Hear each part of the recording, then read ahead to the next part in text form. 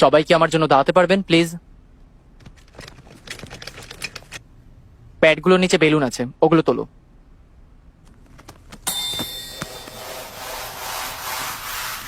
ফুলিয়ে ফেলো। ফুলিয়ে ফেলবো? তোমরা পারবে তো, তাই না? ফুলিয়ে ফেলো। তোমাদের পাশে থাকা পিনগুলো হাতে নাও। তোমাকে 30 সেকেন্ড সময় দেওয়া হলো। যার বেলুনটা শেষ অবধি ঠিক থাকবে সেই জিতবে, আর বিজেতা 2 মাসের স্যালারি বোনাস পাবে। তোমাদের সময় শুরু এখন।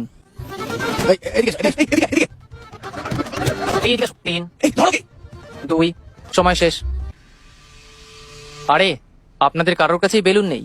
ভালো। আমি বলেছিলাম শেষ অবধি যার হাতে বেলুন থাকবে সেই জয়ী। তোমাদের সবার হাতে বেলুন থাকলে তোমরা সবাই জিতে যেতে, তাই না?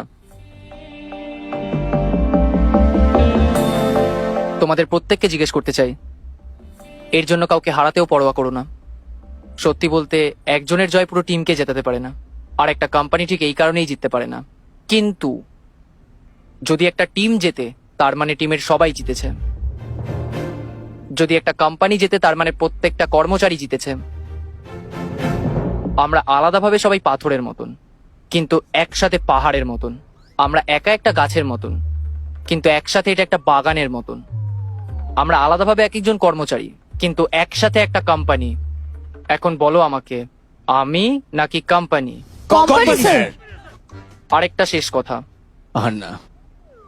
যে বই পড়ে সে পাঠক, যে কেস লড়ে সে উকিল, যে টিমকে পথ দেখায় সে হলো লিডার।